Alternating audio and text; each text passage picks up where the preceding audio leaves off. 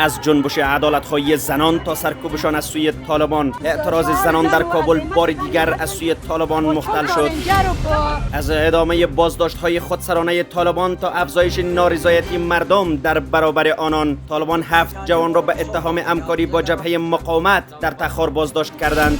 از شکست و لشکرکشی نظامی تا آزار و شکنجه غیر نظامیان پنجشیری، آزار و شکنجه غیر نظامیان از سوی طالبان در پنجشیر افزایش یافته است. از تورم و بیکاری در افغانستان تا بلند رفتن بهای مواد خوراکی در زیر حاکمیت طالبان، مردم به شدت از افزایش روزافزون بهای مواد خوراکی در کشور شکایت دارند و ریال مادرید جام قهرمانی اروپا را به دست آورد.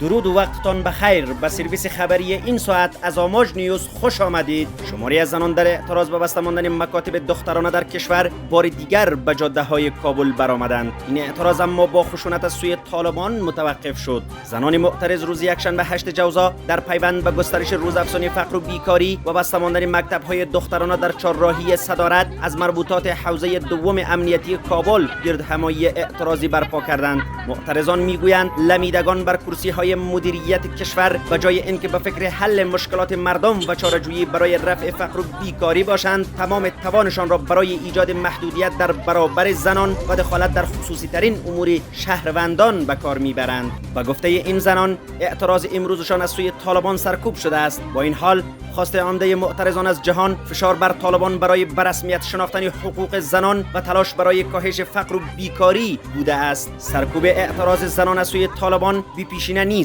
طالبان پیش از این نیز اعتراض زنان در کابل و دیگر شهرهای کشور را مختل کردند. منابع محلی در ولایت تخار با آماج میگویند که طالبان جوانان این ولایت را به اتهام همکاری با جبهه مقاومت بازداشت، شکنجه و شماری از آنان را با ضمانت دوباره آزاد میکنند. به گفته منبع، 7 تن از جوانان روستای ایمند ولسوالی ورسج ولایت تخار که از ایران بازگشت داده شده بود توسط طالبان به اتهام همکاری با جبهه مقاومت بازداشت شدند. منبع افزوده است که طالبان 8 تن دیگر را از روستای خرمابی ولسوالی فرخار این ولایت به تازگی بازداشت کردند و تا اکنون در بند آنان هستند. طالبان در مورد چیزی نمیگویند. منابع محلی در ولایت پنجشیر میگویند که نیروهای طالبان در شماره از نقاط این ولایت ساکنان محلی را مورد آزار و اذیت و شکنجه قرار میدهند. شماری از باشندگان پنجشیر روز یکشنبه 8 جوزا با فرستادن پیام و نوارهای ویدیویی به آماج نیوز مدعی شده اند که طالبان ساکنان محلی را به اتهام ارتباط با جبهه مقاومت شکنجه میکنند. آنان میگویند که حتی مواشیشان را از ترس اینکه مبادا از سوی طالبان مورد آزار و اذیت قرار گیرند به کوهها بردن نمیتوانند. در نوارهای ویدیویی که به روزنامه آماج نیوز فرستاده شده است، 2 تن از باشندگان روستای زمانکور ولسوالی عنابه میگویند که از سوی طالبان شکنجه شدند. بر بنیاد نوارهای ویدیویی این افراد زمانی از سوی طالبان مورد شکنجه قرار گرفتند که مواشیشان را به کوهها برده بودند. جواب سوال از ما نکردند که شما کجا میرید و چی میکنید. یک آینه برداشت و نموجد تو زدن که 6 نفر یک جا مرا برزدن. چندی پیش نیز گزارش‌های از بازداشت‌های گسترده، شکنجه و حتی تیرباران غیر نظامیان از سوی طالبان در ولایت پنجشیر به نشر رسیده بود، اما طالبان همواره این گزارش‌ها را رد کردند. بهای بسیاری از مواد غذایی در بازار داخلی افغانستان افزایش یافته است، امری که باعث نگرانی شهروندان کشور شده است. اما طالبان با چه سیاست مشکل‌های دامنگیر شهروندان را حل خواهند کرد؟ چگونه به 24 میلیون شهروندی که به غذای کافی دسترسی ندارند رسیدگی خواهد شد؟ با توزیع گندم، بهای یک بوری آرد در روزهای اخیر به 2750 الا 2850 افغانی رسیده و بهای یک بشکه روغن 5 لیتر به 1050 الا 1150 افغانی و قیمت فی لیتر تیل پترول الا 89 افغانی رسیده است. نرخ مواد پس از آن افزایش یافته است که دکانداران سرای شهزاده، بزرگترین مرکز تبادله اسعار در افغانستان، دست به اعتراض زده و موجب افزایش ارز اسعار خارجی در برابر پول افغانی شده است. شماری از دکانداران در مرکز و ولایت‌ها با انتقاد از سیاست‌های نادرست اقتصادی طالبان تاکید دارند که برخی کشورهای صادرکننده مواد غذایی معامله‌های تجارتیشان را با طالبان کاهش دادند.